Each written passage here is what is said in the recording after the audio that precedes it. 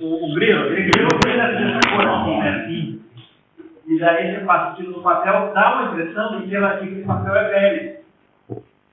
Ó, esse tiro estava lá em casa, esse tiro eu já tinha comprado antes. Esse tiro que 1312? Aí tinha que ser um grileiro. Aprendi mais uma vez. Então os caras sabiam fazer. Explicar de escritura. Ó, da escritura anterior à sua. Então vamos lá, João, sua vez. A doutrina do Eros no banquete. Banquete, você também encontra o banquete de Platão com o nome de como é que fala? Tudo em Portugal. Já vou lembrar, já digo para vocês. É outro nome comum, já escrevi no livro. Tá? O simpósio? Não, já vou lembrar, tá? É o mesmo livro, né? Só que o banquete é, às vezes, traduzido com outro nome, que não é o banquete. O banquete é considerado uma apenas uma obra-prima da Platão ou uma obra-prima da literatura grega, mas, efetivamente, uma obra suprema da literatura de todos os tempos. Porque a técnica expressiva que Platão emprega aqui é a do progressivo desvelamento da verdade com uma consequência de discursos, cada um encaixado no outro, de maneira a iluminar os diversos planos da verdade. Mais adiante falarei da minha tese preferida, segundo a qual os diálogos que Platão escreveu ocultam a técnica e a retórica expositiva, aquilo que encaminhamento para a compreensão mais profunda que o filósofo considerava própria de uma comunicação mediante a oralidade dialética, não ligada à palavra escrita. Mas, por enquanto, vamos refletir sobre o discurso de Sócrates, que é o núcleo do banquete. É o simpósio mesmo. Simpósio, Quando for o simpósio, é o banquete, é a mesma coisa. Em todos os diálogos de Platão, em quase todos, o Sócrates é a pessoa dominante. Então, ele é a pessoa que está sempre em evidência e é ele que dá a lição filosófica. O Platão nunca é comensal, nunca é um dialogador, sempre são personagens da época. Quase todos eles já existiram, né, que são pessoas reais, na maior parte dos casos, e que representam atitudes dos homens daquela época, né, e o Sócrates, então, ensina a filosofia. Essa é a ideia dos... Como da oralidade, né? Porque o primeiro sujeito que explicou, que escreveu livros no sentido filosófico moderno foi Sócrates. O Martin ele fala que no mundo antigo a oralidade era uma coisa viva, a escrita era uma coisa decadente, morta. Então, me parece que a prosa era uma coisa decadente. Não, é que a escrita é aquilo de que lança a mão sujeitos que não tem mais memória para guardar as coisas. Então, a escrita não é necessariamente um progresso na humanidade. Ela é um reflexo de uma eventual decadência do poder que as pessoas têm de guardar as coisas na sua cabeça, né? Agora, mesmo com relação a Aristóteles, tem que tomar um pouquinho de cuidado, porque os escritos de Aristóteles são tão desorganizados, de certo modo, mesmo considerando o fato de que a obra se perdeu em parte, que há quem defenda a tese, até com muita propriedade, de que aquilo, na verdade, era apenas anotações que os alunos faziam da aula dele. Não eram escritos pelo Aristóteles no sentido autoral da palavra. Ele dava aula e o pessoal ouvia e ia assinando, né? Ia anotando. Porque você tinha, na verdade, 3 tipos de alunos naquela época, na Grécia. Havia um aluno que já era considerado avançado e que tinha já mostrado educação aí filosófica, que podia fazer perguntas para o professor. Havia um segundo tipo de aluno que podia estar no mesmo espaço com o professor, mas não podia fazer perguntas, ficar quieto, ouvindo de abrir a boca. E havia um terceiro tipo de aluno, que eram os alunos iniciantes, que ficavam atrás de uma cortina. Então, não partilhavam daquela sala, né, onde tudo acontecia. Então, esses que ficavam atrás da cortina é que são tidos como os copiadores, né, que copiavam tudo que eu né, imagine como fazer naquela época, né? né? Tinha que ser taquigráfico o negócio, né? Então é por isso que há muitas dificuldades na compreensão desses textos muito antigos. Essa ideia de que um filósofo, um sujeito que escreve livros de 1000 páginas, é uma coisa muito moderna. Aliás, né, é muito interessante notar como isso aconteceu. Durante muito tempo, até mais ou menos até a Idade Moderna, a profissão de intelectual não era uma profissão. Ninguém era intelectual. Intelectual era alguma coisa, era uma espécie de modelo de vida, e não de profissão. O Tomás Aquino era um padre que vivia lá dentro da dominicano, vivia lá no ambiente dominicano e que estudava. Santo Alberto era o quê? Era um padre que vivia lá no seu convento e, ao mesmo tempo, fazia a transcrição das obras esotéricas, né, árabes para o latim, naquela época era em latim. E essa ideia de que um sujeito é professor profissional, que tem um cargo... toda a antiguidade, o sujeito que era estudioso estava desvinculado de uma profissão, quer dizer, ele não ganhava dinheiro com isso. Ele tinha lá alguma coisa que ele fazia e, ao mesmo tempo, ele dedicava-se a estudar. Aí, um belo dia, quando nasceram as universidades no mundo, começou a aparecer o sujeito que agora podia ficar a maior parte do tempo na universidade. O melhor estudioso desse negócio é o Jean Fourastier, que é um francês extraordinário. Jean Fourastier, que é o estudioso de como é que o homem ficou científico e tecnológico. Contemporâneo nosso, acho que já morreu. E não sei, deve ter morrido já, mas se morreu assim foi nos últimos 10 anos, 15 anos. E aí, então, aos poucos começa a nascer no mundo a ideia de que o intelectual é uma profissão como outra qualquer. E culminando, então, no intelectual mais profissional de todos, que é, digamos, o professor universitário, hoje em dia, que é o jornalista. Quer dizer, então, o que aconteceu ao elevar-se a tarefa intelectual a esse status profissional é que você teve que sacrificar aí a liberdade da procura. Então, você não tem nas universidades contemporâneas do mundo o mesmo grau, a mesma vitalidade de busca do conhecimento que havia em outras épocas do mundo em que não se fazia isso profissionalmente. A partir do momento que virou uma profissão, o seu mundo fica prisioneiro daquelas circunstâncias em que você exerce a sua profissão. Então você tem regras das quais você não pode transgredir demais, e essa é a regra do mundo moderno, né? O Jacques Legoff tem um grande livro chamado Os Intelectuais na Idade Média, acho-se em português fácil. Jacques Legoff. Jacques Legoff é um francês que estuda assuntos medievais, estuda santos, é um sujeito muito inteligente. Jacques Legoff. Legoff é G-O-F-F. Eles são extraordinários, né? Jacques Legoff. E o livro que eu estou sugerindo chama-se Os Intelectuais da Idade Média, em que ele mostra como foi que a Idade Média constituiu uma espécie de casta intelectual bramânica inteligente que levou ao seu, ao seu ápice. Então, de lá para cá, os intelectuais são cada vez mais profissionais da intelectualidade. É por isso que eles são um empobrecimento gigantesco, extraordinário, incrível. O que essas pessoas fazem, na verdade, de modo geral, é apenas repetir esquemas que são, ditos assim, legítimos no ambiente universitário. É difícil achar alguém que tenha um tamanho muito grande. Amanhã, né, tem essa atividade da SES, o Pedro Demo, que eu conheço muito bem, eu conheço há 20 anos o Pedro Demo. Ele é uma dessas pessoas que são exceções dessa regra, viu? Ele é muito bom. É o Pedro Demo, que é um professor da área de educação no Brasil. A educação é um assunto, como é que eu diria para você? É um assunto tristemente fraco, de modo geral. É muito difícil achar um intelectual de educação de nível alto, assim, realmente muito bom. houve uma tamanha,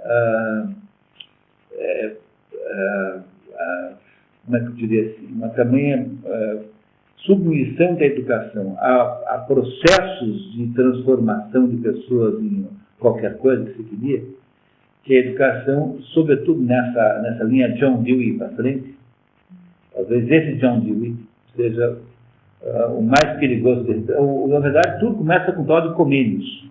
Essa é a origem de toda a ideia messiânica em educação. Que a educação pode servir para criar homens novos, sociedades novas, né, para recuperar a humanidade, coisas desse jeito. E isso depois sofreu uma enorme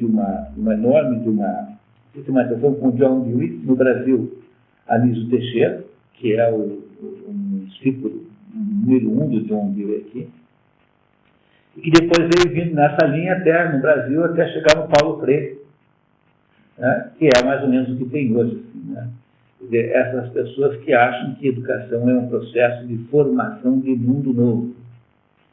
Esse é o problema fundamental. Você instrumentalizar a educação. A educação não tem nenhum valor social. A educação só tem valor para o indivíduo. O objeto da educação é a pessoa. Então, não se deve nunca produzir processos educacionais voltados para qualquer coletivo que seja, mas só para indivíduos reais, concretos. É o menino, João, que você tem que ajudar. É a Mariazinha que você tem que deixar melhor, não mais ninguém. Então, quando você perde a noção de que é educação para o indivíduo, você transformou a educação em uma função de Estado, revolucionária, em alguma função que é estranha fundamentalmente ao conceito de educação. Então, a educação, eu diria para vocês que é talvez o mais dramático dos aspectos da intelectualidade moderna, dos mais complicados aspectos. Tem 2 livros muito bons sobre isso. Um chama-se Maquiavel Pedagogo, do Pascal Bernardin, francês, e o outro é assim, Voyage au bout de l'école, que é uma gozação com o Céline, né, que é chamado Voyage au bout de la nuit, Viagem ao fim da noite, Viagem ao fim da escola, que se chama, eu vou lembrar o nome do francês, que é autor desse segundo eu não tenho. Já lembro. Então, são as críticas melhores sobre o que se faz na educação hoje no mundo, porque nos Estados Unidos tem muita reação conservadora contra a educação moderna, mas é uma reação até um certo ponto, assim, meio, como tudo nos Estados Unidos, meio assim, meio casca-grossa, meio interiorante, assim, não é uma... Você tem, no entanto, na França, você tem críticos sinistros disso tudo. Eu acho que são as referências melhores que tem hoje. Na França, a maior resistência possível aos descaminhos que a educação teve no mundo moderno. Mas, enfim, nós entramos em educação por que razão, nem lembro mais. Da prosa. Do quê? Da prosa, que é uma coisa morta. Da prosa? Da oralidade. Da oralidade, tá, é isso. E aí que foi falado, E daí o crise seria a competência de dentro do ser humano e a informação. Toda aquela obras indígenas, por exemplo, É isso. só cultura, né? Muito bem. Continuamos, então? Aqui é oferecida a revelação da natureza e das características de Eros. Sócrates a relata, porém, como se fosse extraído do discurso da sacerdotisa Eufemia Diotima de Mantiné. Diotima de Mantiné, essa pessoa é dita como sendo como é que eu diria assim, de um modo que pudesse ser bem claro. Diotima de Mantiné é considerada uma espécie de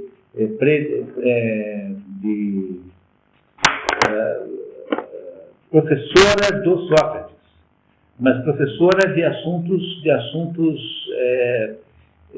da vida, sim, uma espécie de mestre de vida do Sócrates, uma pessoa que houvesse ensinado a ele desde o amor, como é que é o mundo da vida, como é que são as mulheres, enfim, uma pessoa que tivesse feito esse trabalho assim de encaminhamento do Sócrates na vida.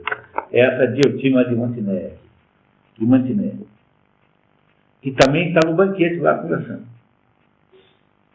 Mais uma vez, a imaginação de Platão faz um personagem citado por outros personagens reais do diálogo uma esplêndida máscara da dramaturgia para exibir o pensamento do próprio Platão que subverte a opinião comum. A trama do ensinamento de Diotima é, em poucas palavras, o seguinte: Eros Andrade, que busca as coisas belas e boas, porque ao mesmo tempo é privado delas. Mas, por sua própria natureza, sente o desejo irrenunciável de alcançá-las e possuí-las. Em si, Eros não é nem belo nem bom, mas nem por isso é feio e mau. Eros é, antes, intermediário entre belo e feio, bom e mau. Aliás, Eros é não apenas intermediário no sentido vertical, mas também um mediador no sentido horizontal. É intermediário no sentido vertical, uma vez que não é um Deus imortal, e menos ainda um simples mortal. E justamente como tal, Eros é uma espécie de elo que liga o todo a si mesmo, vinculando o divino ao humano. Então aí matou a questão, né? Quer dizer, o Eros é aquilo que funciona como uma espécie de quase intermediária entre a beleza transcendente, perfeita do mundo divino e a tentativa humana de copiá-la. O Eros é uma espécie de meio termo entre essas duas coisas. E vamos ver, ele vai nos explicar melhor ainda. E em decorrência disso, Eros é também um intermediário horizontal, porque ele representa em si síntese opostos, privação e aquisição, necessidade e capacidade de buscar aquilo de que se tem necessidade, pobreza e riqueza. Essa síntese de opostos tem em si sua força dinâmica, que o entende cada vez mais manual. Estou recorrendo mais uma vez ao Deus. Platão explica o nascimento de Eros. Quando Afrodite nasceu, os deuses fizeram um banquete, e entre os convidados estavam Horus, Luz, Tigre, Metis, Perspicácia. Terminado o banquete, veio Tênia, o Deus, para mendigar as sobras da festa, e ficou ao sua porta. Então Horus, embriagado de neve, pôs o vinho ainda não. Então, Horus, embriagado de neve, pois o vinho ainda não existia em todo o jardim de Deus, e entorpecido por estar, foi dominado pelo sono. Ele, então, por estar carente de tudo que possa possuir, mencionando pelo filho dele, deitou-se com ele e concedeu Eros. Por isso, Eros torna-se seguidor e ministro da Afrodite, o que foi gerado durante as festas de seu aniversário. Ao mesmo tempo, é por natureza amante da beleza, porque também é desejo dela. E é filho do pobre com o rico. Quer dizer, ele tem um pedaço humano, que somos nós, e tem um pedaço divino, que é o do Deus. Quer dizer, a Tênia não tinha nada e o Horus tudo tinha. Então, o Eros é a combinação dessas duas coisas. É uma imagem, tudo isso é absolutamente simbólico, né? Vocês compreendem, né? Que é tudo simbólico. É uma imagem dessa coisa que nós temos, que é a saudade do belo, né? Nós nós não somos possuidores da beleza divina, mas nós temos a saudade delas, como se nós tivéssemos de alguma maneira acesso a ela, mesmo que por lembrança ou por direito. Então, com isso ele quer dizer é que a natureza humana é assim, é uma natureza própria, distanciada do divino, mas ao mesmo tempo participante dele de alguma razão, como se fosse por saudade, assim, como se nós lembrássemos da origem do divino de que nós um dia partilhamos. É uma metáfora sobre a existência humana. É isso que eu... Claro, diga. Curioso, essa história parecida aqui tem na Bíblia lá da Ruth com o Boss. Esse tema da mulher se aproveitar do homem bêbado. Pois é. Tu pensou quanta gente não casa assim? Não tem aquela treta com o Boss e daí, pô... Falar nisso, ontem estudando outro assunto, eu abro assim a Bíblia e caio no Mateus 21.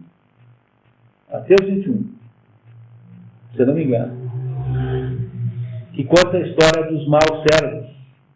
Diz assim, olha, um homem fez uma vinha e arrendou a uns trabalhadores lá. E aí foi embora. Passado um ano, ele voltou lá, mandou lá uns outros servos para cobrarem lá a sua parte na produção. E esses servos foram maltratados por aqueles trabalhadores lá, né, por aqueles arrendatários. Aí ele mandou uns parentes dele lá para irem lá, mais próximo dele, cobrarem, e um foi morto, outro foi surrado, o outro foi expulso. Aí ele resolveu mandar o próprio filho, para ver se pelo menos o filho o pessoal respeitava. E o filho foi morto, porque aqueles arrendatários lá acharam que se o matasse ficariam com a herança. Assim, isso Jesus contando, né? Jesus contando essa palavra. Né? Olha, então, o que será que ele pode fazer com respeito disso? Mas tem uma coisa, tem que tirar a vinha desse pessoal e dar para um outro povo que vai poder tirar bons frutos dela. Não é a alegoria perfeita dos círculos cósmicos do final do Manvantara. Não é perfeito, né? Quer dizer, é uma menção perfeita à substituição dos mundos.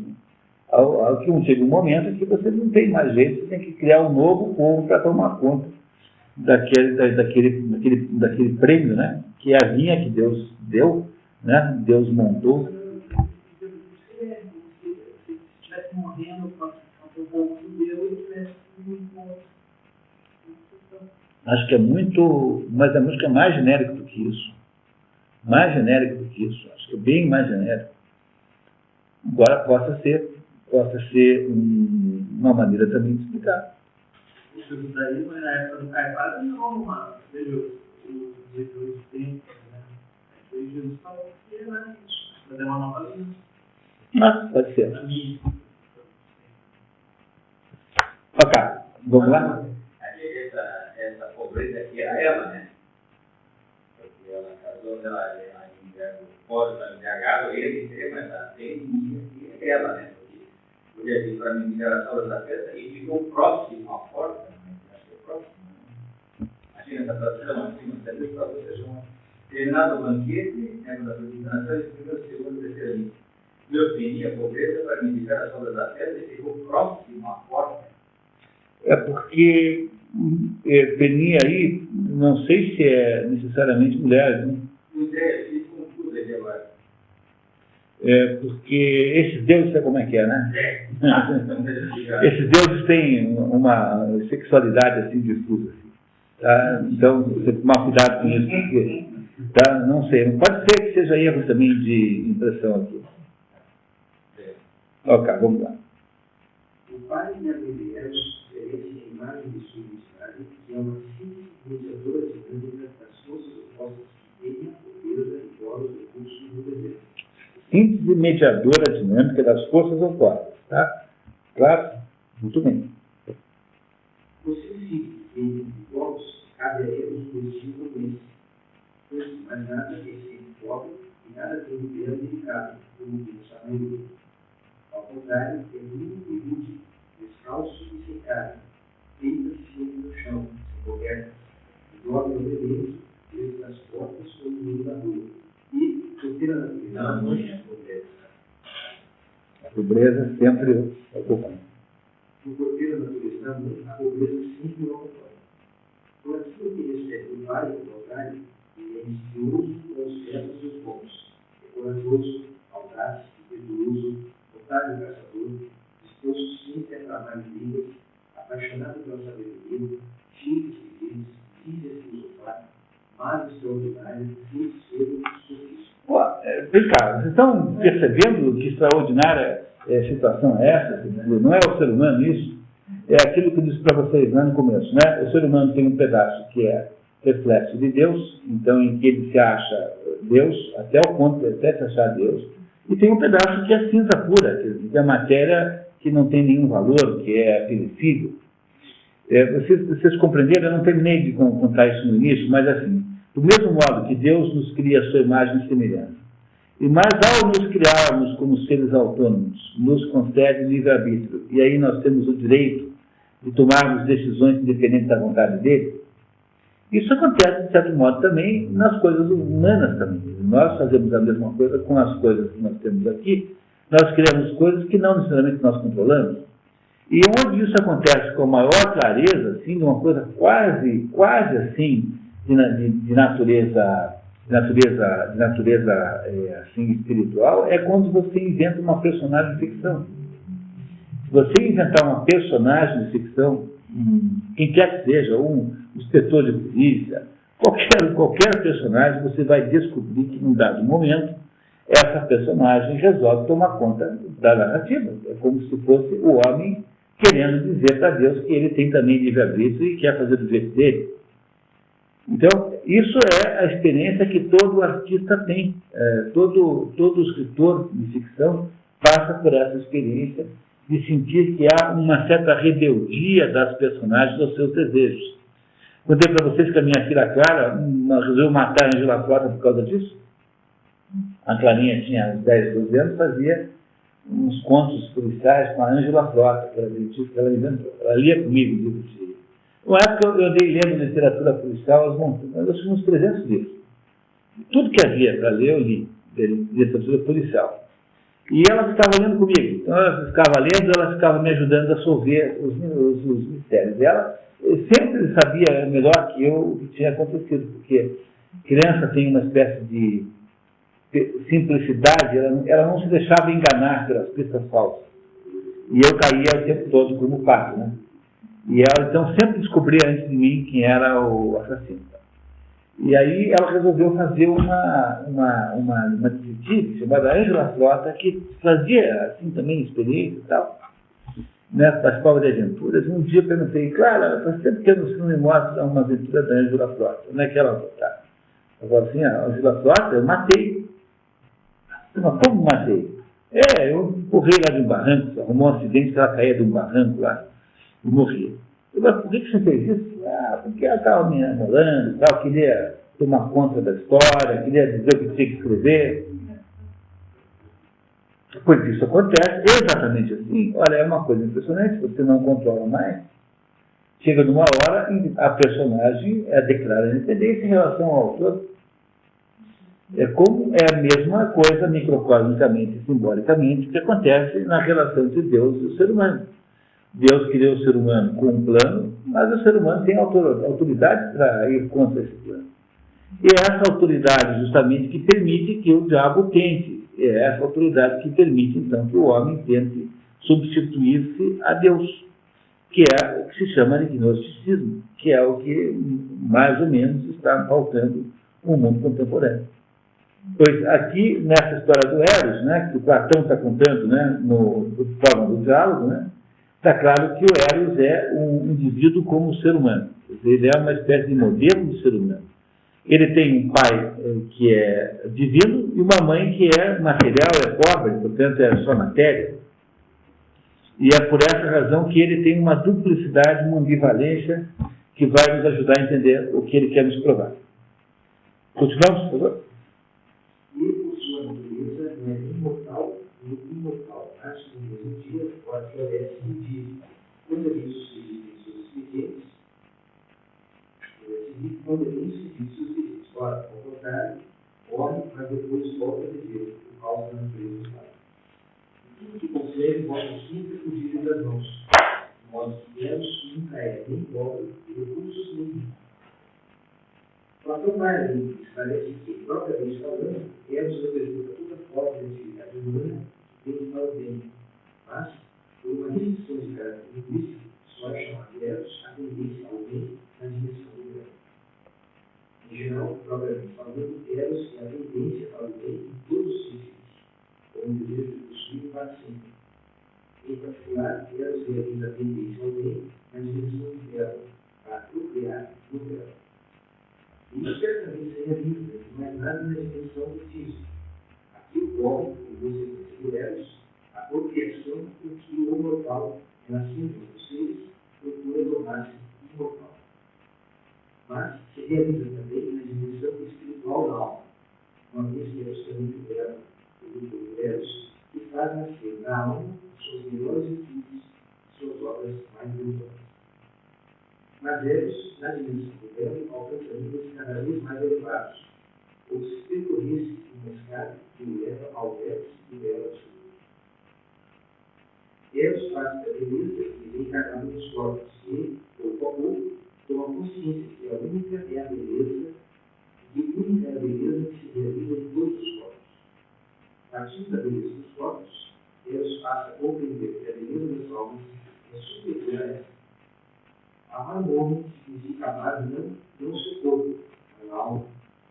Partindo dessa beleza das almas, Eros chega à beleza das cidades humanas, à beleza das leis, à beleza dos conhecimentos, para alcançar, enfim, a fruição do belo em si por si. A escada do amor leva, portanto, à absoluta beleza, a fruição da qual se realiza o momento supremo da vida. É esse momento da vida, caros jovens, vida estrangeira de Montenegro, que, mais do que todos os outros, é digno de ser vivido por homem, ou seja, o momento que o homem contempla o belo em si. E se alguma vez puder dizer, ele parecerá bem superior ao outro, às vezes, e até aos belos rapazes e aos belos garotos, diante dos quais, agora, ficas perturbado, e te expões, por dos outros, a ficar sem comer e sem beber, se fosse possível, para ver só amado e ficar sempre com ele. Aqui vocês tomem um pouco de cuidado, porque é preciso compreender isso aqui de um jeito que não fique assim, caluniador, assim, porque o movimento gay é que faz questão de espalhar a ideia de que na Grécia todo mundo era homossexual, porque os gays precisam, por alguma razão, de parecerem normais, né? Então, para que um gay possa sentir-se menos mal, assim, sei lá, menos estranho em relação à média, então eles fazem, assim, uma tentativa, como atitude assim, defensiva, de criar uma normalidade em torno da homossexualidade. Então, essa é a origem da insistência nessa coisa ridícula chamada casamento gay, né? Essa é a origem da insistência das parcerias gays, que são assim, normais, né? Assim, sei lá, casais que passam 50 anos juntos e que têm assim, uma atitude como se fossem assim, homem e mulher, e essa ideia também em mistificar enormemente o tal do homossexualismo na Grécia, para mostrar com isso que pode ter havido uma sociedade em que o homossexualismo fosse comum e fosse assim autorizado. Portanto, não haveria nada de estranho no homossexualismo moderno. Então, é isso que faz com que haja sempre uma tendência a exagerar esse ponto aqui, que é um ponto que sugere uma certa homossexualidade em Sócrates, mas cuidado, porque eles não eram homossexuais no sentido freudiano da palavra. Se havia lá alguma espécie de, como é que eu diria assim, de liberdade homossexual, não tinha um sentido de... Não era um drama, um trauma pessoal, não implicava num problema psicológico pessoal, era uma coisa muito ligada lá ao tipo de relações que eram predominantemente entre homens, ou seja, havia um convívio masculino muito maior do que tem hoje. Portanto, não exagere isso aqui, não é alguma coisa que deva ser compreendida assim como uma demonstração de uma homossexualidade endêmica na Grécia, porque não era assim. A Grécia era um país heterossexual, como qualquer outro. Havia lá uma espécie assim de, como é que eu diria assim, uma espécie de variações permitidas, como é, por exemplo, hoje no mundo contemporâneo, as variações que se permitem às mulheres, por exemplo. Então, a homossexualidade feminina é um negócio extremamente sem importância e com sentido no mundo contemporâneo. Havia mais ou menos a mesma coisa naquela época. Tá? Então, não interpretar esse trecho aqui como sendo um atestado de que havia lá uma sociedade gay e tal, não era nada disso, tá? Não funcionava assim. O que deveríamos pensar, então, se alguém se decidir do belo princípio sobre o puro, sem espírito, nem um pouco contaminado por carnes humanas, por flores ou outras minharias mortais, mas pudesse contemplar como uma única o próprio belo divino, ou será que julga que vale pouco a vida de um homem que pusesse seus olhos ali e contemplasse o belo, ou aquilo com que se deve contemplar o pelo benefício de Coríntios, não pensas antes que aqui colhendo a beleza apenas porque é visível, e se criará não simples imagens de tudo, pois não se aproxima de uma simples imagem do belo, mas criará virtudes verdadeiras, porque se aproxima do belo verdadeiro, e não crês que, gerando e continuando a verdadeira virtude, será apreciado pelos deuses e será, se alguma vez for possível, a um homem também negro e mortal? Então, quanto mais você se referencia no ideal de beleza, que é a beleza da beleza da beleza, mais se parece com os deuses. Essa que é a ideia grega desse assunto. Ou seja, a beleza é uma espécie de chave para a divinização do homem, para que o homem se pareça mais com Deus. Não que vá ser Deus, mas que se pareça mais com Deus, quanto mais melhor. Agora, por favor, vamos lá. Um aprofundamento da natureza do Éden, porque Platão aprofunda a natureza mediadora do teste do Éden, vinculando a leitura do conhecimento como existência, ou seja, devoração do mundo, do objetivo e que é a coisa. Então, aquilo que nós sabemos, de fato conhecemos, é uma espécie de lembrança de um conhecimento total que pertence a outro mundo. É como se, ao vir a esse mundo aqui, nós esquecêssemos o que tem lá e só tivéssemos meras recordações muito, assim, dispersas e que de vez em quando nos abatem, né? Então, o que é você fazer um exercício do belo? É você voltar a recuperar a memória. Nesse sentido é que os gregos tinham a beleza. Diga, Paulo. Quando você fala em lembrança do outro mundo, é correto dizer que seria do tempo da Idade do Ouro? Bom, aí vem, não sei se os gregos, no caso de Platão não, porque Platão está falando, na verdade, das formas perfeitas do transcendente, né? Então, se você estiver falando em termos hinduístas, com certeza. Porque aplica-se também isso ao resto, a todas as outras fórmulas, né? Todos os outros esquemas de natureza cosmológica, a mesma coisa. Você veio de um mundo, de uma situação melhor do que essa que nós vivemos aqui, e você tem lembranças disso. Eu falo do período da queda de Adão como o término, a fronteira, né? Da Idade do Ouro para... Mas ela é constituída numa queda, né? Então chama-se a queda, porque ela é uma ruptura. Adão, ao tentar pegar o lugar de Deus, é expulso do paraíso. A expulsão é uma espécie de culpa. O sentido da expulsão é a culpa por você ter desrespeitado aquela relação, que era uma relação nítida e clara de subordinação. Então, o que acontece, que é a essência do judaísmo, né, do cristianismo, por consequência disso, é que a desobediência à regra gera culpa. E a culpa é a queda. Mas, ao refugiar-se na queda, a queda implica em que você se torna mais humano. E toda queda que não é seguida de uma verdadeira recuperação do estado primordial é uma queda que tende, por força da inércia e por força da gravidade, a se aprofundar. A queda é inevitável porque sempre se vai mais para baixo, sempre é puxado para baixo. Não esqueça que Lúcifer, quando é expulso do céu, cai sobre a terra, faz um buraco gigantesco.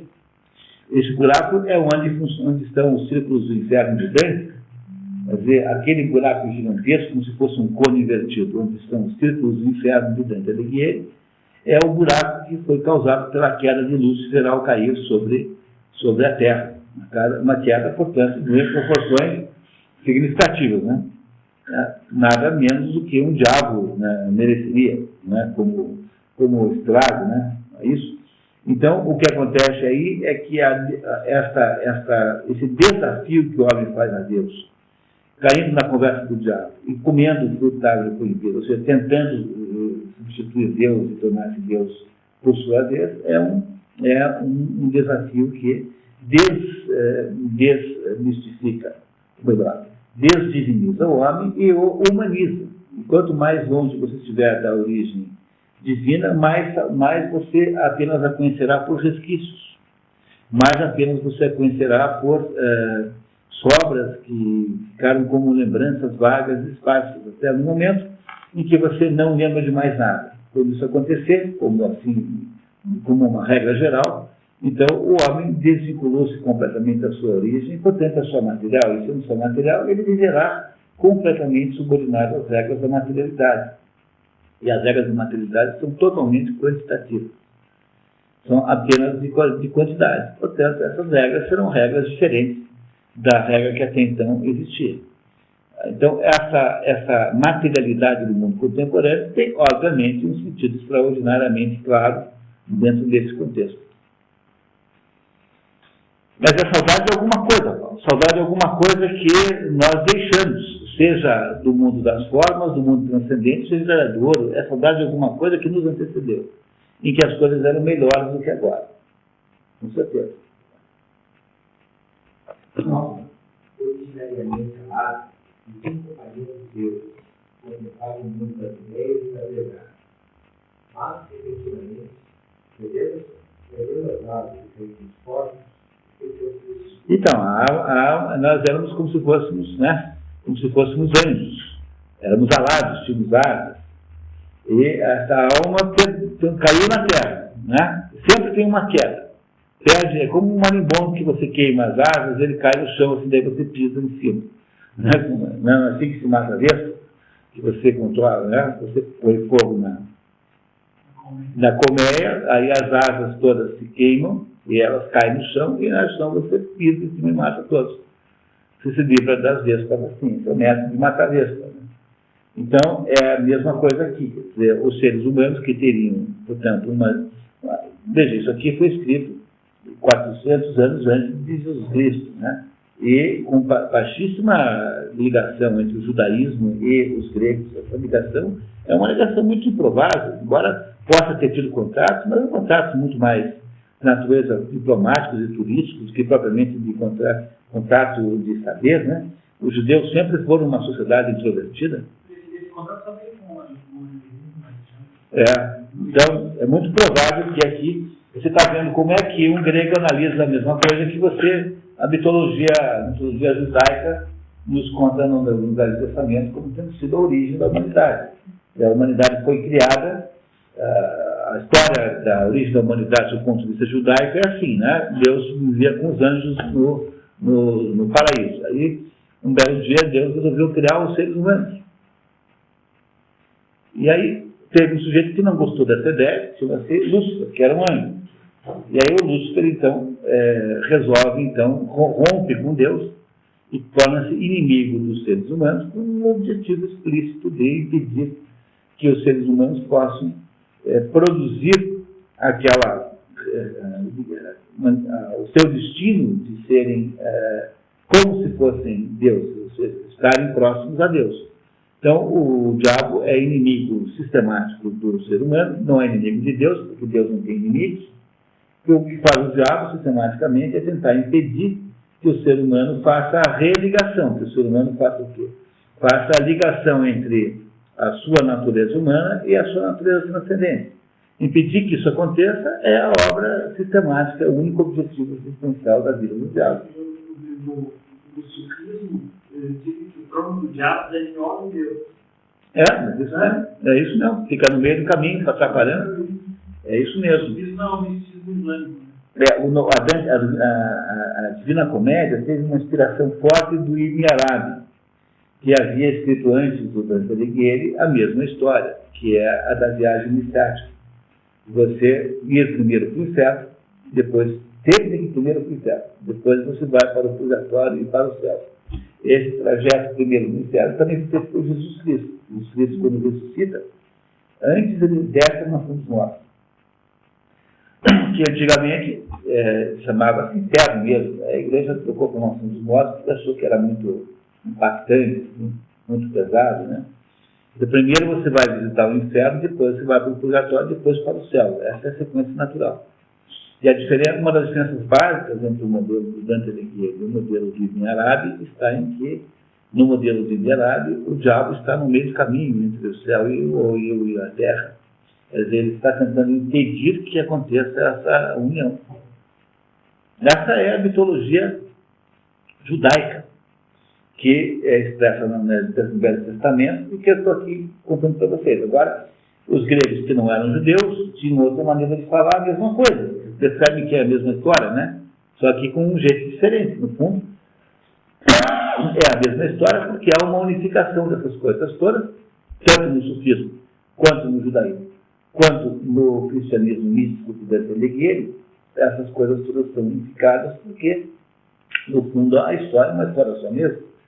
E essa história só apenas varia conforme as circunstâncias de tempo, povo, local. Mas, no fundo, trata-se sempre da mesma conversa. É a mesma história, sempre, sem nenhuma dúvida. Nunca há duas histórias em contradição. Tá? Nunca tem isso. Você vai ver que tem pequenos detalhes que não coincidem. E é interessante notar, um dos exercícios bons de fazer isso é justamente essa comparação entre a viagem sufista que o Ibn Arabi descreve e a viagem de Dante Alighieri. Tem um professor italiano que acha que o Dante Alighieri copiou dali. Mas, mesmo que tenha copiado a ideia em si, não é uma ideia que pertença também ao Ibn Arabi, é uma ideia meio coletiva. Mesmo assim, há variações que são diferentes conforme as duas religiões. O Ibn Arabi não era muçulmano, o Dante Alighieri não era muçulmano, e nem há na sua biografia qualquer espécie de menção ou de indicação que ele possa ter tido qualquer formação muçulmana. Sobretudo na época em que ele viveu, né? O Dante Alighieri é do final da Idade Média, 1300 por aí. A Divina Comédia acontece na Páscoa de 1300. Começa na Quinta-feira Santa e vai até a outra quinta-feira a viagem de Dante Alighieri para o inferno, o purgatório e para o paraíso. Então estamos falando aí da Idade Média cristã mesmo, né? Bom, mas vamos ver, continuamos ali. Contudo, há uma espécie de saudade, uma saudade da religião originária. Com certeza, há tarefa na alma que filosofar com a pura razão. Mas até a visão da beleza física produz a lembrança da beleza. Essa, ao se lembrar dessa beleza originária, estimula a alma e, tomada pelo desejo de voltar às suas origens, adquire suas artes, justamente com ela. Eis uma das páginas mais molestas. Aquele que se iniciou recentemente, contemplou muito a realidade da história, quando viu um rosto de forma divina, que encadeia a beleza, ou uma forma de corpo qualquer, primeiro se esclarecidos, e algum medo de outrora, e outro medo de outrora o impacto. Ao ver, é dominado por uma espécie de reação que provém do arrepio, provocando uma transcriação e um calor fora do comum. De fato, recebendo por meio dos olhos o estudo da beleza, se aquece no ponto em que a natureza da alma se alimenta. E uma vez aquecida, se soltam as partes que se substituem, as quais, estando apenas fechadas por aridez, não permitiam a germinação das árvores. Depois de receber o alimento, a asa íntima começa a crescer, a partir da raiz, recebendo-se toda a forma da alma, principalmente houve um tempo em que a alma era totalmente alada.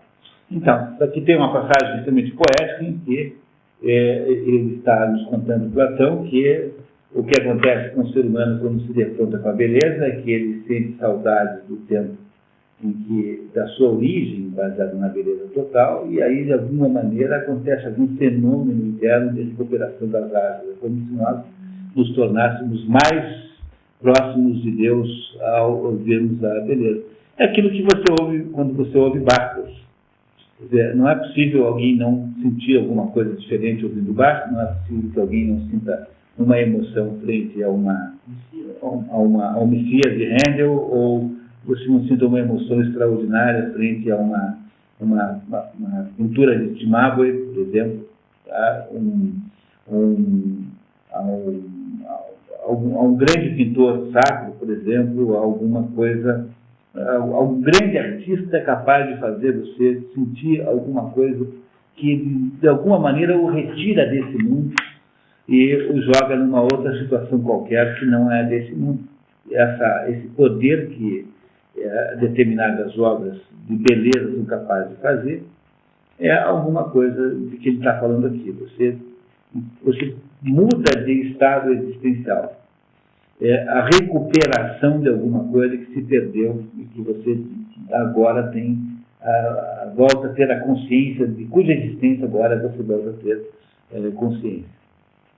Essa é a visão de um grego de beleza. É alguma coisa que volta a dar asas para você. Você vai se tornando mais próximo daquela divindade. Você vai ficar mais próximo do convívio com os deuses. É isso que ele está nos explicando aqui. Vamos. Portanto, eles são ao meta infinito, eles deixam controlados de Deus absoluto, força que institui as aves para voltar a estar com os deuses. Os espíritos dessas mensagens do processo de Nietzsche não podemos deixar de ver nelas a mais elevada interpretação do amor dado pelo logos humano. Elas são uma força adquirida que enriquece o homem e o faz subir a níveis cada vez mais elevados. A escada do amor nos pôs como símbolo emblemático dos diálogos fatores sobre elas e tantos mais vivos, tanto pelos que neles vêm destino positivo, quanto pelos que neles vêm reflexão mística inalcançável, mas ainda mais distante de uma qualidade como a descortinada pela moderna civilização linguística, a mesma como os Ok. Muito obrigado. Luiz, Feierabend. Feierabend e o amor de doação. Poderíamos aprofundar essa temática de várias maneiras. Em outro lugar, sustentei que o ato de cristão transcendeu o elo platônico, superando a dimensão de aquisição, esse na dimensão de doação do amor, a que já aludia assim. Mas isso me passaria do meu tempo. Gostaria, em visto, de lembrar uma passagem de Matando o Tempo, singular biografia de Paul F. Feierabend. Feierabend É um desses filósofos modernos extremamente exóticos. É um sujeito assim, passou a vida fazendo coisas estranhas, assim, transformando a vida dele numa espécie de performance permanente, assim. E é um filósofo moderno aqui do grupo dos epistemologistas, mais ou menos, tenta entender como funciona o conhecimento humano. É um sujeito iconoclasta. Não tem grande valor como filósofo, mas ele é um sujeito assim, que de vez em quando acerta. Assim, sabe? Ele dá 10 de cafuninga, mas de vez em quando dá uma de garrincha. Entendeu? Assim, todo sujeito assim, metido a exótico, é assim, desse jeito, né? Que representou nas décadas passadas o protótipo do filósofo que ama o caos, o anarquista, o espírito tecnológico, o dadaísmo irreverente, o defensor de um relativismo radical que não hesitou em vir convocar Protágoras e seu homem inimigo. Pois bem, nessa passagem Feierabend fornece uma menção de extraordinária beleza que soa como uma advertência ao homem de hoje. Advertência para que se lembre do verdadeiro amor, e que tem as máscaras do seu amor. Escreve Feierabend. Estes poderiam, por seus últimos dias, vamos vê-los não. A paralisia que se manifestou recentemente foi causada por um derrame de sangue no cérebro. Gostaria que depois de minha partida restasse algo de mim. Não ensaios, não declarações filosóficas definitivas, mas amor. Espero que seja ele a permanecer e que ele não seja demasiadamente afastado pela forma em que eu me formo, Eu gostaria que fosse leve, como um coma, sem uma luta contra a morte, e deixe atrás de si uma lembrança bonita. Aconteça o que acontecer, nossa pequena família deve viver para sempre, gracinha. Eu e nosso amor. e em meu desejo que não se sobrevivesse nada de intelectual, apenas o amor. No correr de la terra, uma resenha dessa biografia de Faraday termina assim: obrigado por também, e sobretudo por isso. E quem ler Matando o Tempo perceberá que Faraday nos faz encontrar o amor em sua dimensão de doação mais profunda. Como poderíamos resumir tudo isso? Simplesmente reafirmando, justamente no momento em que o mundo poderia dar a impressão de subverter tudo, que o verdadeiro amor não morre. Isso mesmo. Daí os exemplos do Tristão da Romeu e Julieta, cujos amores transcendiam esse mundo concreto e material e que, portanto, podiam continuar existindo, independentemente dos seus corpos serem morridos. Você falou que o Giovanni Reale faz um contraponto entre o pensamento antigo e o moderno. Esse capítulo foi o Faraday. Mas ele faz aqui positivamente, né? O Feyerabend. Ele é um malucão, assim, sabe? Ele é bem doido. Ele é um sujeito, assim, iconoclasta, quebrador de princípios, parece com Nietzsche, sem ter aquela destrutividade de Nietzsche. E é uma espécie de Lucianante da filosofia, assim, tá? Que é um sujeito engraçado, contestador, cheio de piadas, faz assim, irônico, cínico. E o Feyerabend, aqui na sua autobiografia, né, dizendo assim, as fronteiras da morte, está dizendo que, no fundo, a única coisa que importaria era o amor, no sentido ontológico da palavra, metafísico da palavra. Né? O amor não no sentido piegas da palavra, nem no sentido aparente da palavra, mas um amor que é uma espécie de recuperação da unidade, que é isso que todo mundo aqui disse ao longo de todo o capítulo. O que é o amor de Platão? É a recuperação das asas. Né? Das asas. Né? O que é o amor para o Júlio Evola? É a recuperação da unidade que se perdeu na criação, quando você criou separadamente um sexo do outro, né? Homem e mulher separados. Esse é o ponto aqui. Então, nesse momento, o Feyerabend coopera com o Giovanni Reale e não é um contestador. Tá? Muito obrigado, Luiz. Paulo Henrique, vamos lá. Capítulo 8. Individualismo levado ao extremo. Só conhece o time. Isso está lá no Oráculo de Delfos, escrito na parede, né? Tá? O Sócrates popularizou isso, mas isso é uma expressão lá do Oráculo de Delfos. No fundo, o homem perdeu a frente do homem. Nietzsche foi muito forte. Só. Pois bem, e de que modo seria possível encontrar a si mesmo? Só essa, creio eu, concluiu que o homem não é nada, ou que, se é alguma coisa, não é nada além de alma. Platão ao seguir uma apenas da fé no homem. Um dos maiores males contemporâneos consiste na redução maciça do homem a uma única dimensão. Parte de uma consequência direta do mal que analisarei no último capítulo. Depois de se negar a existência de outra dimensão do ser além da física, o homem passa a ser uma realidade física ou meramente física, e todas as suas características consideradas espirituais tornam-se apenas epifenômenos do físico. É isso. Então, a bondade, então você é bom porque tem um gene que diz que você é bom. Se você aconteceu de não ter esse gene, então você vai ser sempre do mal. Entendeu? É isso que ele está dizendo. Se você parte de que a realidade física é aquela que define tudo, então tudo o resto tem que ser explicado por isso. Então todos os sentimentos humanos virarão alguma espécie de ou fenômeno psicológico puro e simples, como expressão de questões de classe, ou de sexo, de gênero, enfim, o que for, ou então aquilo que você faz, aquilo que torna você o que você é, que é sempre de natureza abstrata, né? Tudo isso terá que ser explicado de alguma maneira, ou pela sociedade, ou pelos seus genes, ou pela sua história, ou então por aquilo que você come, não é? Assim, quer dizer, a ideia de que você é aquilo que você come, é uma dessas ideias bobas, né? Por esse critério, quando o coelho começava a comer alface, o coelho tinha que virar alface. Mas quando o coelho come alface, é alface que vira coelho. Você não pode ser aquilo que você come, mas aquilo que você come vira você.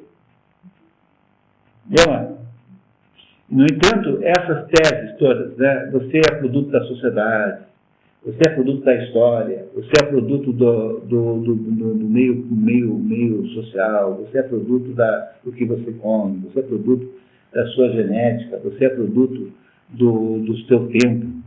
São todas tentativas de subordinar o ser humano a apenas materializações, apenas aspectos materiais.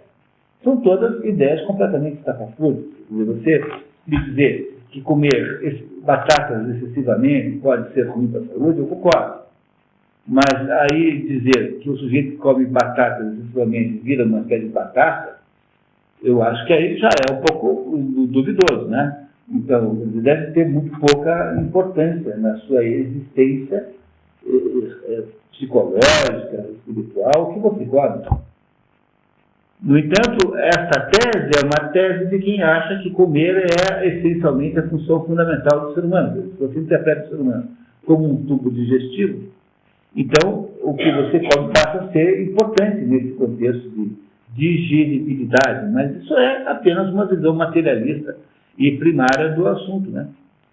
Então, é preciso escapar dessas coisas. Essas coisas são essas coisas que ele está dizendo aqui. Você está o tempo todo querendo transformar o ser humano em epifenômeno do físico. A imagem Tá. do homem. Vai lá. A imagem do homem será, então, aquela que nos é fornecida pela ciência do mundo, que tem como modelo a ciência da natureza. O homem ele, o Miraquia, se levando a ciência humana, um ser humano falado por Augusto Conde, foi ele que... Não, se você... É que as ciências da natureza estudavam a matéria, né?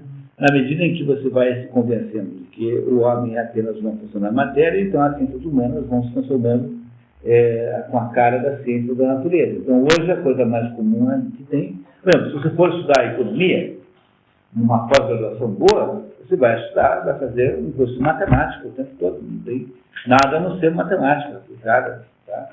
Se você for estudar administração de empresas avançadamente, vai estudar pesquisa operacional o tempo todo. Se você for estudar sociologia, você vai estudar modelos quantitativos de compreensão de comportamentos sociais. Então, é isso que ele quer dizer. Quer dizer, na medida em que você embarca na ideia de que o ser humano é apenas esse fenômeno de questões materiais, então os métodos pelos quais você analisava a natureza são aplicados agora impunemente e obrigatoriamente ao quê? Ao estudo das coisas humanas. É isso? Então, aí você daí embarca nas mais desastrosas, extraordinárias ilusões que você possa imaginar. E disso nasce uma série de tiranias chamada engenharia social, por exemplo, que é a ideia, muito desenvolvida nos Estados Unidos, de que você pode manipular o comportamento humano, controlando determinados movimentos, determinadas coisas que afetam as massas, os grupos têm uma espécie de dinamismo, né? Até mesmo, você me entenda bem, por favor, até mesmo essa excessiva preocupação que há com dinâmica de grupo hoje em dia tem um pouco a ver com isso. Né? Porque a dinâmica de grupo quase sempre é vista como um instrumento de criar um consenso, ou seja, um instrumento de anular as dissidências. De certo modo, ele faz isso muitas vezes, né? Não que eu não estou aqui querendo dizer que é sempre assim, mas a existência de tantas técnicas de controle social que há hoje em dia tem uma origem nessa transformação das pessoas em manada mesmo. Né? Manada que você controla com um cachorro inteligente.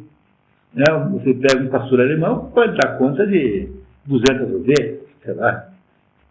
Né? Um cachorro inteligente com um pastor alemão faz férias com um grupo de ovelhas. Então, essa é a questão. Né? É saber o quanto nós estamos com esse rebaixamento do nível dos traços humanos para o status codificado do mundo material, o quanto nós estamos criando também uma ciência em torno disso, com essa base. Que é o que ele está dizendo aqui. O homem é, assim reduzido, a uma peça do jogo político. Não, como fábrica. É uma cadeia que se articula na dinâmica da produção e consumo, sujeito e objeto ao mesmo tempo dos conflitos mais variados em que domina a violência. Nessa perspectiva, a antiga máxima, o homem é um crime, perde todo significado enquanto adquire sentido ao qual o homem é um crime. Que é o que se faz com a educação, quando você diz que a educação é apenas um instrumento para progresso social. O que é que você fez? Você transformou o Joãozinho e a Mariazinha em seres instrumentais. Eles estão ali apenas para servir a um projeto. E você deixou de considerar o Joãozinho e a Mariazinha como sendo objeto da educação. Quando acontece isso, você, de alguma maneira, destruiu a possibilidade de educar. Então, a educação moderna é isso, ela é apenas um instrumento para. Né? Então, se você vai olhar o que a Unesco pensa de educação moderna, ela acha que a educação moderna é uma maneira de você melhorar o mundo. Então, a educação é a maneira de o mundo ficar mais solidário, menos preconceituoso, mais não sei o quê. Quando você fez esse raciocínio, você destruiu automaticamente a educação, mas você não sabe. O homem deixa de ser objeto de educação, não há mais educação possível. Há só deseducação. Crianças, o que é uma coisa muito grave, porque são crianças que não se defendem, né? e que serão obrigadas a fazer isso. Tem uma frase do John Lewis, que diz que educar é deseducar a pessoa, retirando os preconceitos para fazer o mundo melhor. Está vendo? Está vendo? Onde é que tudo começou? O verdadeiro iniciante de tudo isso é o Comênios. Comênios é um sujeito lá do século XII, XV, XVI, por aí, que criou essa ideia de que a educação tem por objetivo central criar uma espécie de homem ideal. E depois o Comênios é substituído por outras visões desse assunto, sendo que a linhagem moderna desse assunto, que acaba na ONU, é a linhagem do John Dewey, esse aí que ele está citando, um americano, que acha que a educação é um instrumento para obter alguma outra coisa, que não a própria melhoria da criança. E você, embora a ONU seja aí conduzida espiritualmente pelo Robert Miller, a ideia, a metodologia sobre o que é essa educação não é da autoria do Robert Miller, é da autoria do John Dewey. E isso aí é explicado no livro do Pascal Bernardin, Maquiavel Pedagogo, que é o livro que faz a análise profunda desse fenômeno. Agora existem outros textos aí bem importantes sobre isso. Na sociedade pré-cristã, era isso que se dizia dos escravos.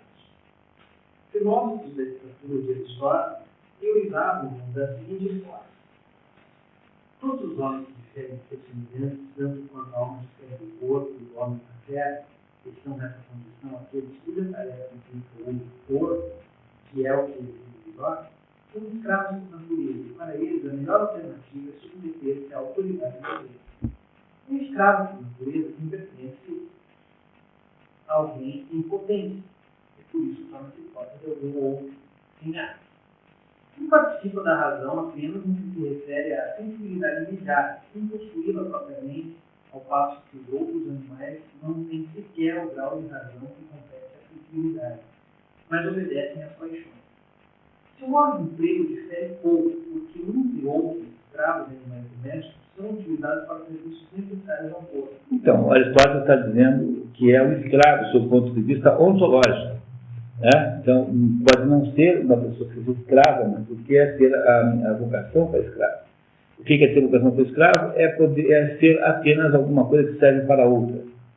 Portanto, uma educação baseada na ideia de que as crianças servirão para produzir um mundo melhor é obrigatoriamente uma educação que formará escravos. No mesmo sentido de escravatura que há no tempo de Aristóteles. Mas, na ótica do moderno ou do pós-moderno, todos os homens são reduzidos a instrumentos vivos de produção, com o acréscimo em instrumentos vivos de consumo, portanto, instrumentos escravos da cultura praxístico-tecnológica, engrenagens do sistema fisiológico necessário. Hoje se fala de morte do homem, e isso significa morte do antigo sentido metafísico mais religioso do homem. O homem na ótica do niilismo nietzscheano. A morte do homem é uma consequência da morte de Deus.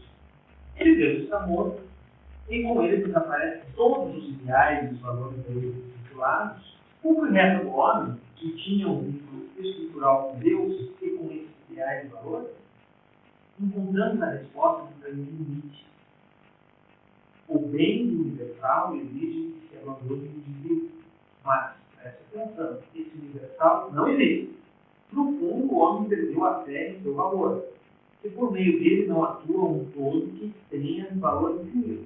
Ou seja, ele concebeu esse todo para poder acreditar no próprio valor. E ainda, a absoluta mudança que acontece com a negação de Deus, não temos absolutamente mais nenhum Senhor acima de nós. O velho mundo dos valores é teológico, ele termina invertido. Em poucas palavras, não há acima de nós nenhuma instância superior. E enquanto possa existir Deus, agora nós mesmos somos Deus. Devemos conferir a nós mesmos os atributos que dávamos a Deus. Como corolário natural da morte de Deus, e você tem que assumir o lugar dele, que é o homem gnóstico revoltado.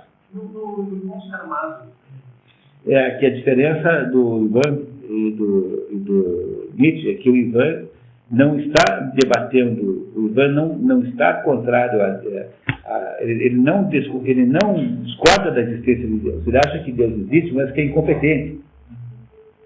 Entendeu? Então, o Ivan diz assim, olha, não quero saber de conversa.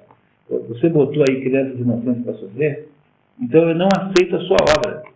Então, se o seu mundo é injusto, então vamos botar no lugar do seu mundo injusto um mundo justo. O que é o mundo justo? É o mundo da igualdade socialista. Entendeu? O mundo justo é um mundo humano, é um mundo baseado em valores de justiça humanos. Essa que é a desgraça que leva a qual leva o pensamento de Ivan Karamazov. O Ivan Karamazov no livro fica louco, né? Acaba o livro enlouquecido completamente. Porque ele começa a falar com o diabo aparece, começa a ver com o diálogo, aliás, diálogos maravilhosos. O diálogo anda assim com uma roupa antiga, assim, um fraque gasto, fala francês, é extraordinariamente delicado e polido, né? E ele é o demônio.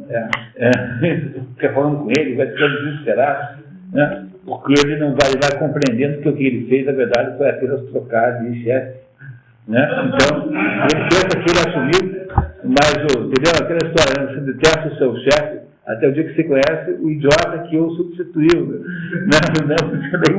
Aí é que você vê o que era bom o chefe antes, né? Como era bom aquele antes e tal. Então, isso que eu enlouqueço o Ivan Karamazov. Agora, o Nietzsche não é que o Nietzsche tenha proposto a morte de Deus. O Nietzsche acha que o homem moderno, tá, é um homem que matou Deus. Mas isso não é bem como o Ivan Karamazov pensa. O Ivan Karamazov não discute a existência de Deus. É como o diabo. O Ivan Karamazov parece muito mais com o diabo. Só que, obviamente, o diabo é o inspirador do Ivan Karamazov. Tanto é que ele havia falecido a ele várias vezes antes dele ter proposto isso, né? É porque o Ivan Karamazov depois ele tem... Eu não vou contar para vocês o livro, porque senão, né, vocês vão acabar lendo, né?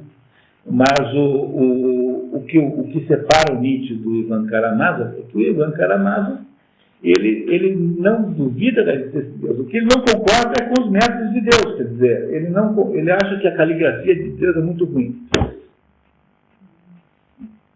Mas isso não tem importância, porque eu tenho sugerido como antídoto para o tal do livro, do filme, para quem viu o filme Quem Somos Nós, pegue.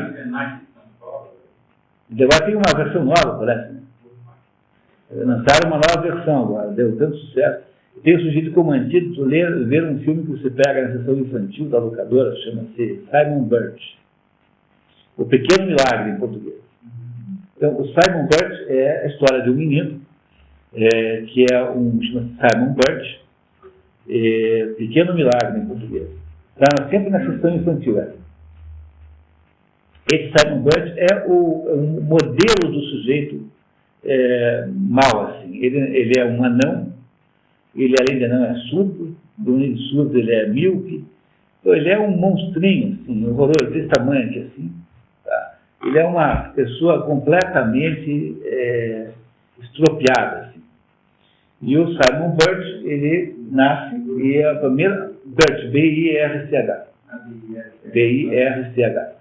E o Simon Birch, ele é detestado pela família, o pai e a mãe o ignoram, assim, o desprezam sistematicamente. Só tem um único amigo, né? Um único amigo cuja mãe, eu não vou contar o filme também, porque vocês vão gostar, esse filme, se fosse vocês, eu diria. Tá? É muito bonito, emocionante e tal, assista esse filme, vale a pena. Mas o que caracteriza o filme, não vou contar a história toda, é que o Simon Birch, apesar de ser um sujeito absolutamente desfavorecido, ele tem uma aceitação metafísica da sua situação. Ele acha que ele é daquele jeito porque há um sentido naquilo. Então, ele fica o tempo todo dizendo assim, Deus tem um plano para mim. Deus tem um plano para mim. O que é isso? Isso é o contrário do que somos nós. Porque o que somos nós implica na rebelião contra a ordem divina e da criação de um mundo próprio seu para substituir aquele em que você está mal, né? E o Simon Birch, em nenhum momento, deseja se rebelar contra nada. Ele não se rebela nenhum minuto, tem uma vida desgraçada, assim, horrível. E ele, no entanto, acha que alguma coisa, que aquela situação que ele vive tem um sentido. Então, ele está olhando para o alto, né, o tempo todo, né? Olhando para o alto e perguntando qual será o sentido da minha vida ser assim. Então, essa é a diferença entre o homem revoltado, como Ivan Karamazov, que acusa a Deus, enfia os dedos assim na cara de Deus, dizendo você é incompetente, e o Simon Birch, que acha que se a vida dele é daquele jeito, isso tem alguma razão de ser. E que ele espera até uma hora que seja revelada a verdadeira razão. O Edson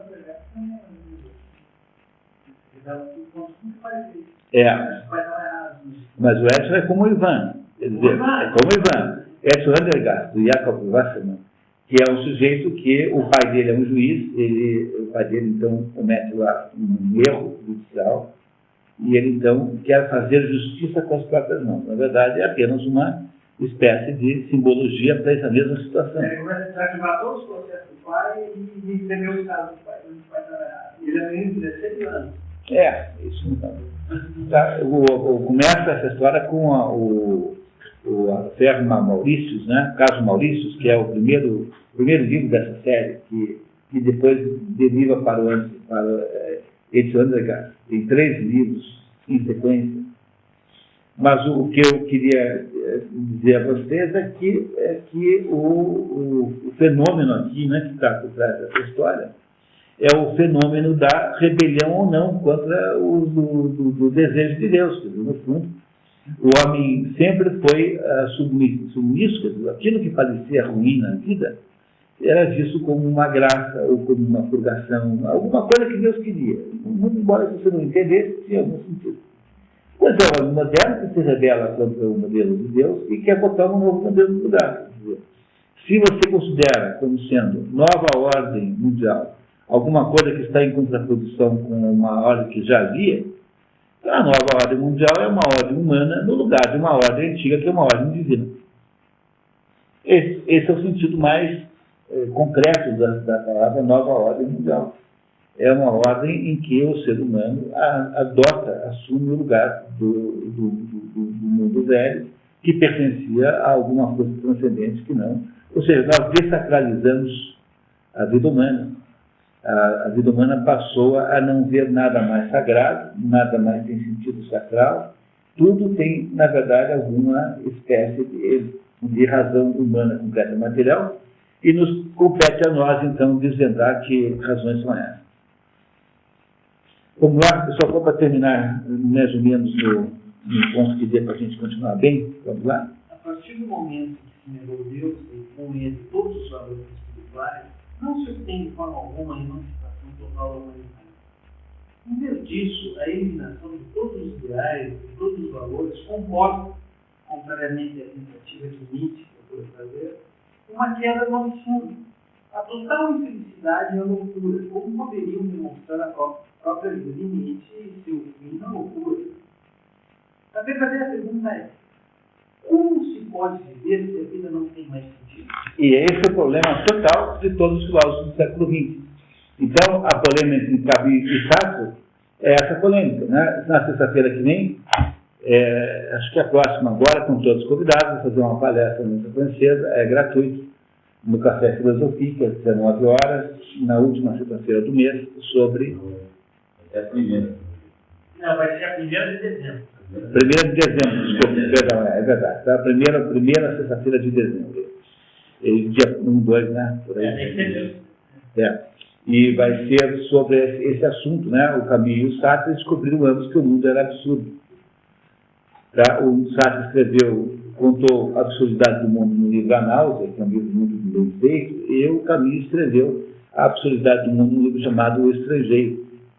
Então, e aí os dois escreveram um livro um ensaio para acompanhar aquilo. E também cada um escreveu uma peça de teatro. Né? Então, o Camus escreveu Calígula e escreveu o Mito de Sísifo.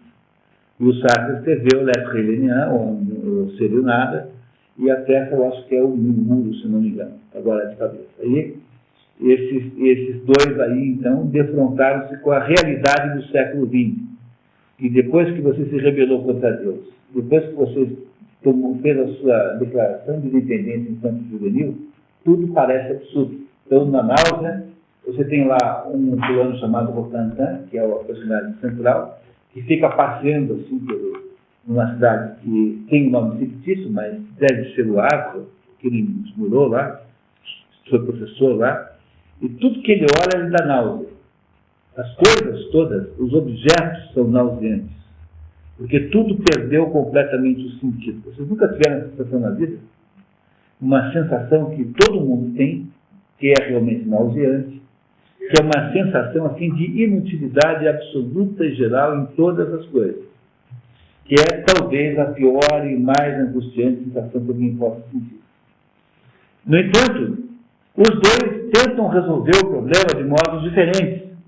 E o Sartre acaba resolvendo o problema, indo fazer o apoio à Revolução Comunista, e o Camus ele tenta resolver por outros meios. A gente vai debater lá para ter, né, não discutir tudo agora. Mas o que acontece é que essa rebelião contra um sentido superior da existência humana, que a rebelião chegou ao seu ápice no século XX, torna a vida completamente absurda. A vida humana passa a ser o quê? Qual é o sentido que tem você passar a vida inteira comendo, dormindo? Qual é o sentido que tem uma coisa dessa, né? Não é uma coisa assim completamente sem sentido? No Mito de Sísifo, o Camus dizia que uma vida sem sentido é uma vida muito próxima da ideia do suicídio. O suicídio é o resultado natural da conclusão pela inutilidade da vida. Então, no Mito de Sísifo diz assim, que o único problema filosófico importante é o suicídio,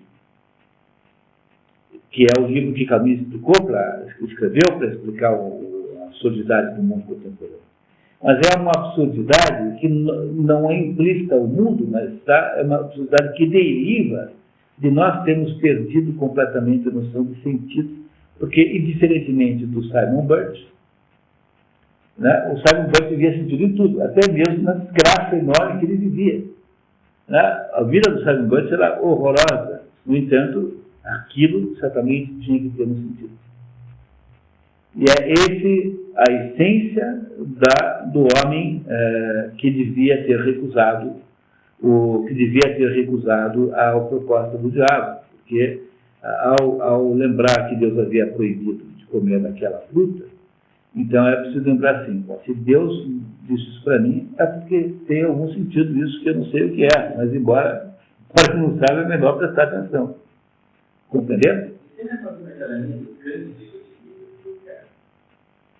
Desculpa, eu não entendi. Candido? de Voltaire. O que é que você está querendo falar? Ele sempre otimista, ele foi até traído, inclusive, ele é sempre otimista, ele até acha uma razão, parece que não é né? Bom, eu li o Candide há muitos e muitos anos, eu não sei se eu me consigo lembrar de tudo, mas basicamente quem tem ali que é otimista bestalhão é o Pangloss. O Pangloss é o Leibniz, mas é uma sacanagem muito grande, uma perseguição injustíssima, porque o Leibniz era um gênio, mas o que acontece é que o Voltaire é um newtoniano. O Voltaire acha que o homem descobriu, porque o processo todo é um processo patologicamente crescente. Primeiro, o Descartes aparece com a ideia de que só as nossas dúvidas são reais. Depois disso, você descobre, ali logo em seguida, né, que é possível enclausurar o mundo em fórmulas matemáticas.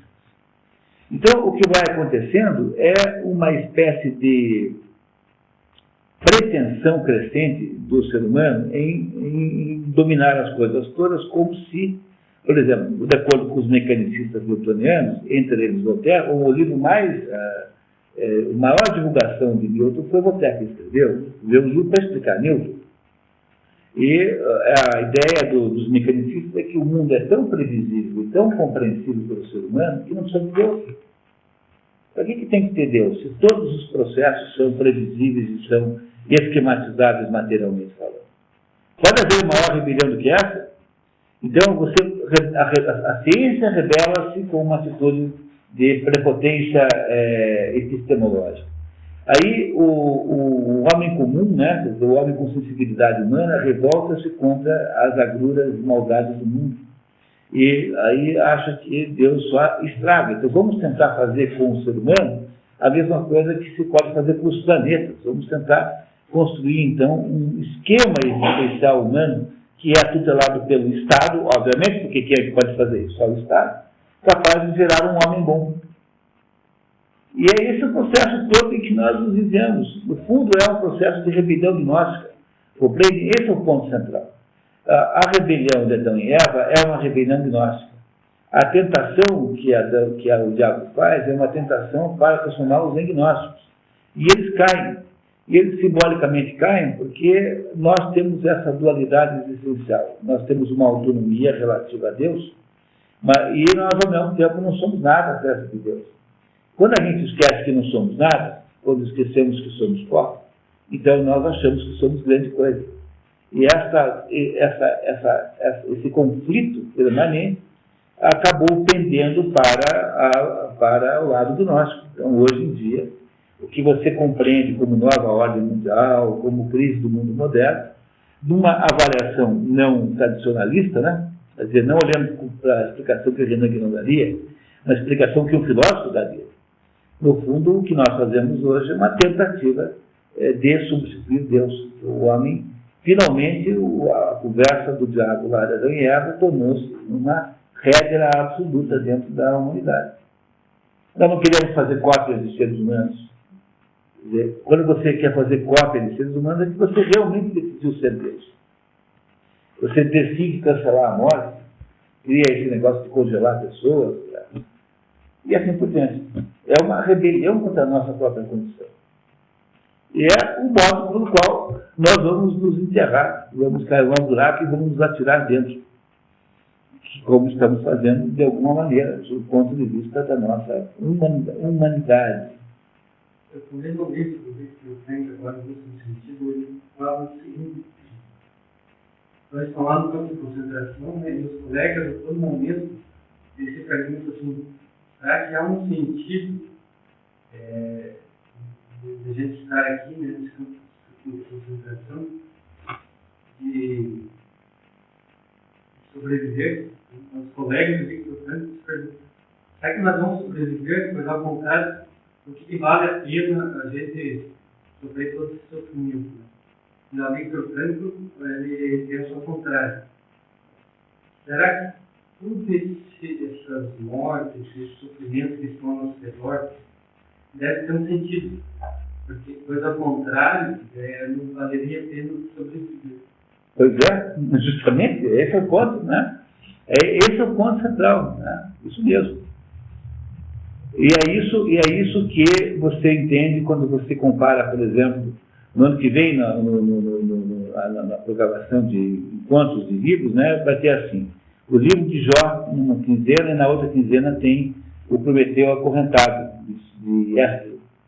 O livro de Jó é um livro da Bíblia. É o sujeito que está muito mal e que mesmo assim continua achando que tem algum sentido naquilo. E o Éster não. O Prometeu Acorrentado é o sujeito que é mandado prender por Zeus e que faz lá uma chantagem. Olha, se você me livrar aqui, eu te conto um segredo que Deus estava sabendo de qualquer jeito, ele sabia um segredo. Então, ele faz chantagem com Deus, enquanto que o Jó não faz. São duas atitudes completamente diferentes. Mas isso é um assunto enorme. Já passamos um pouquinho da hora, então nos encontramos daqui a 15 dias, né? É nosso último encontro. Felizmente não vamos terminar o livro, mas não tem a menor importância, porque o assunto é inacabável. Estou terminando o nome da Esse não é um livro que faça muita diferença, né? É um livro inacabável e tem que ser lido, relido muitas vezes ainda. Muito bem, né, pessoal? Então, vamos lá. Leiam, vejam.